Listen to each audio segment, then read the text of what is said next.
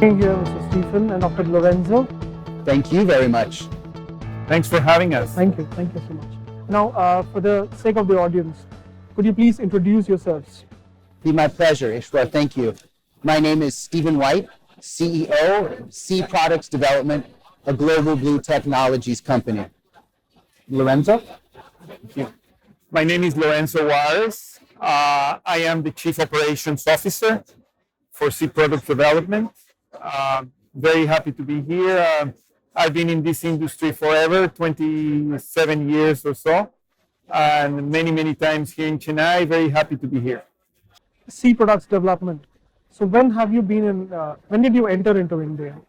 Sea Products Development entered into the Indian broodstock marketplace approximately 2014 with our superior line of growth broodstock.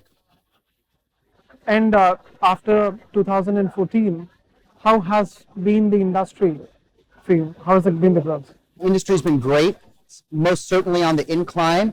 A few headwinds we've seen in the 2019 season, based mostly on market conditions. I think most of your viewers are aware.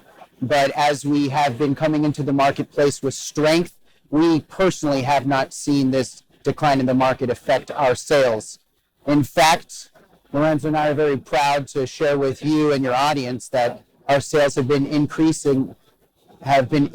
significantly year over year since 2018. So now you have Sea Products Development, and also you have the Global Blue Technologies as a group, under which Sea Products Development comes in. Yes, sir. So what does the group do? What are its activities? If you have some time, I can tell you the story about our family and the Global Blue Technologies mission. Please. So many years back, our principals, my father, my mother, and their accountant, had the dream of developing what they considered a triple bottom line company focused on people, planet, profit. I shall discuss a little bit more on that later. But our main goal was to produce a foodstuff using environmentally proper standards. We focused on recirculating aquaculture systems. So we developed, under the Global Blue Technologies umbrella, a large indoor shrimp farm. From this large shrimp farm, we were focused just on a captive breeding program which would be used for our own intensive culture, fast growth, excellent conditions. These resulted in superior results in our facilities. The story goes, and it's kind of funny, neighbors throughout the United States heard that our results on the farming side were excellent. Though we had a small captive breeding program and a captive seed production facility, we were able to sell a select amount to other farmers in the region. These farmers were not RAS specialists like us. They were traditional open-air pond culturists. But the customers had a need, and we had a product. There were not many other people in the market at that time. So we sold our seed. Within months, our phones did not stop ringing. So we said this is an opportunity to produce seed for the market as well. Thus, the birth of Sea Products Development, which is under the Global Blue Technologies Management Program. Sea Products Development began selling seed throughout the United States, North America, Europe as well, to indoor producers and also outdoor producers as well, with incredible results. From this knowledge, we decided to potentially sell our broodstock to other markets as well. At that time, China and Indian operators, some with partner farms that were based in the U.S., reached out to us and asked for us to provide for them broodstock. We did, with ethics, integrity, and we're very proud to see the results. So those are the two core businesses that we have on the aqua side. We also have a handful of other companies focused on recycling, focused on machinery, service, and also my baby, the SSPI brand known as Dickey Seafood, which is our value add division. So I can confidently say that as an operator in the United States, our focus was primarily on farming, And out of need, we went into hatchery, service, broodstock, and also value add processing. I'm very excited to be an importer and an advocate of the Make in India industry, importing finished goods to my processing plant in Richmond, Virginia, where we direct store deliver cooked value add products to Kroger stores and other retailers in the Mid-Atlantic. That's just a small snippet of the Global Blue Technologies team and what we do. We also actually are involved in the R&D of finfish as well. Our culture fish of choice is a sablefish. We'd love to discuss further. I know this is a very small interview, a short one, so we can talk more on that later. Wow, that's a huge portfolio you have there. It's just small. It's a small family business. And your broodstock business, Sea Products Development, where is it based at? From which place is it? Texas, USA. Texas. With expansions going up in 2 other countries, of which are confidential right now, and we'd love to talk with you later about that some other time. And earlier you were talking about the triple bottom line in India. Can you just expand on that? So our family, our team, believe wholly in what we consider ethical capitalism. Whatever we do is for a profit, but it has to have 2 critical components to it: people and planet. That's what we call the triple bottom line: people, planet, and profits. We see a long history of providers, not just in aqua, but on the planet, focusing only on one thing: shareholder return. Our belief is to have a sustainable business, you need to focus on not just shareholder return, but provide for people and the planet. So that is the triple bottom line. That is, in my firm opinion, the triple bottom line. And an example of that would be our experiences in India, as simple as providing a superior product for our customers that comes from an indoor recirculating aquaculture system, so we can confidently provide a superior product with minimal environmental problems associated with it. And our people component does not only have to do with how we take care of our team in the United States by paying them well above industry standard and having a profit sharing program, but it's also how we give back to the community as well. Though we are new to the market in India, one of my passions is to not just travel to my customers, but also to their customers. So I like to spend time on the farms, whether it be in Bimavran or wherever, and learn about the communities, because it's those communities that make my business. Not just the hatcheries, but the farms and the farmers. And oftentimes those rural villages don't have a lot of money. So sometimes I'll go over there and we'll feed the poor, part of our people component to our triple bottom line. So when we hire, we make sure that our team believes in that: people, planet, and profits. And now talking about Sea Products Development and the broodstock, I think this is a question to Dr. Lorenzo. What makes the broodstock from Sea Products Development special? So it is the great care and passion that we apply to the 2 main aspects of it. One being the husbandry of the animals. We really take pride in providing these animals with the very best environment possible, including the best feeds, the best treatment, the best water quality, just the best conditions in general. And then the second part is to developing the very best genetics possible through a world-class genetic program that maximizes those traits that are of interest to the industry. Within this, you're talking about the genetic program.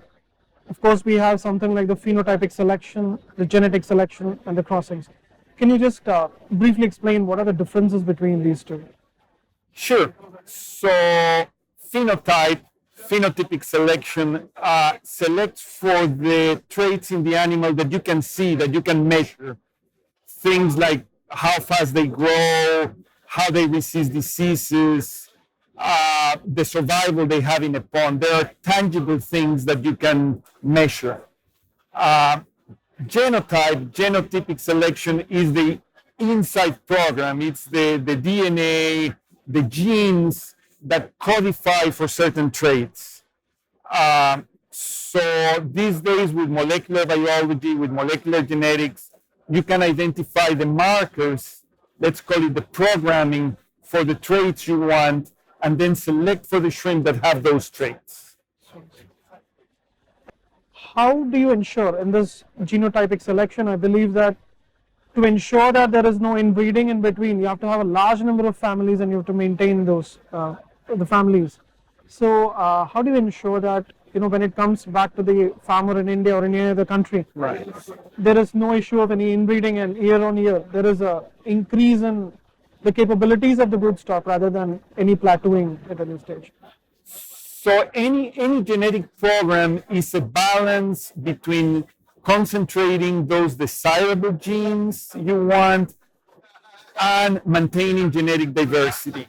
So without getting too technical, the key is to have a large number of families and there a big enough number of individuals between families, and then making your selection index not only and blindly for, say, growth, but to also keep that genetic diversity in mind during your selection progress.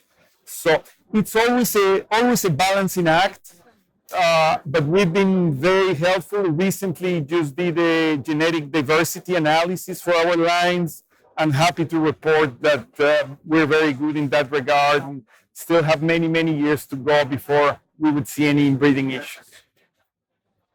And just as a side note, just about broodstock, we are now very much into SPF everywhere. And how far could we be from SPR stocks in the future? Any specific pathogen resistance? So there is a lot of misunderstandings about these two terms, SPF and SPR. Really, SPF just means you have a list of pathogens and you can guarantee that your shrimp are free of those pathogens. SPR really it's used as resistant, but true resistance means you don't get the disease, and we don't have that. Nobody has that. Really, it's more like tolerance to diseases. So maybe eventually at one point we reach true resistance where the shrimp simply don't get the disease. Right now, nobody in the industry is there. It's more like SPT, specific pathogen tolerance, where some of the siblings of each family are exposed in a different special facility to diseases. You select those families that resist better, and then very important, the animals don't come back, only the information comes back, and you pick the siblings and go on the program. So that's how the two systems work. And big difference between the two. One thing very important is you can have SPF and SPT at the same time. Yeah. And that's where we should be heading. So it'll be like it's SPF, SPT, and finally at someday possibly SPR, if possible. Correct. Like maybe extrapolating to humans, somebody who doesn't have a disease, but also maybe it's being vaccinated. So if you get exposed, you're not going to get sick.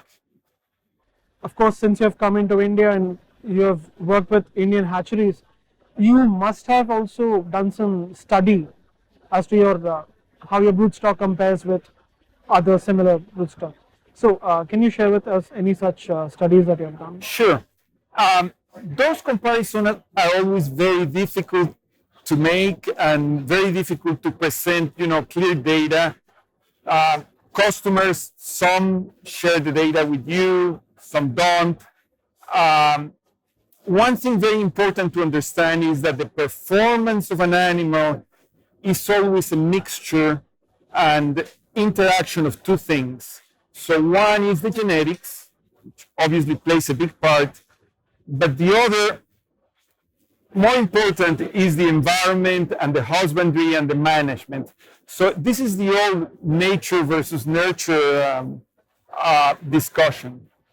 So it's always very difficult to make like a proper scientific study because nobody keeps that kind of data.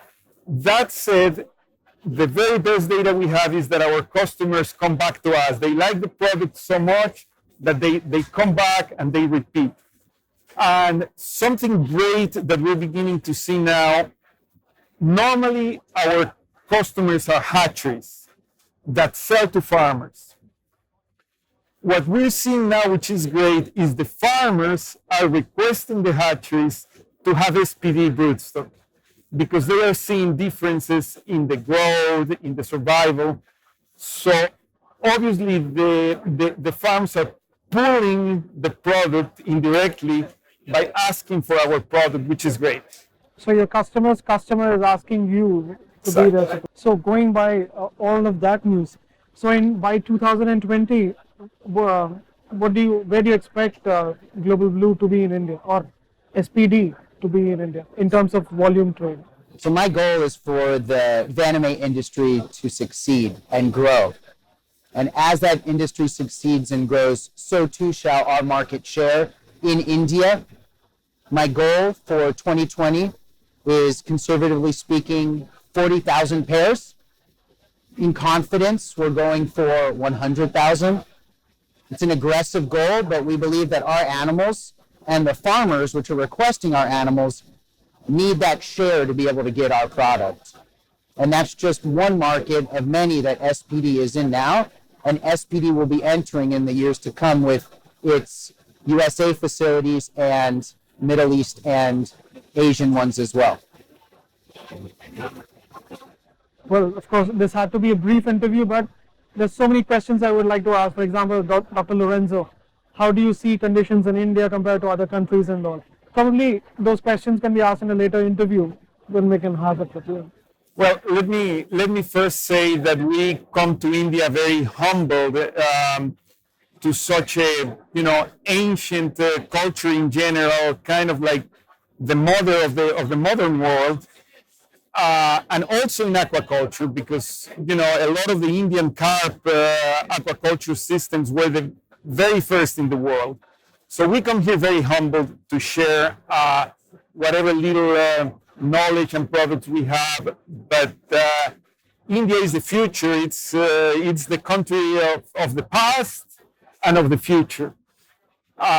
Right now, as everybody knows, the industry is on a downturn as far as prices, and also maybe experiencing many issues with diseases here in India and elsewhere. I have all the confidence in the world that the industry is only going up because all the fundamentals are there.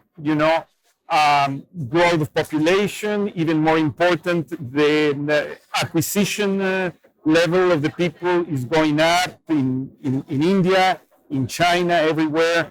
So, we're going to double the need for shrimp by 2030 or so.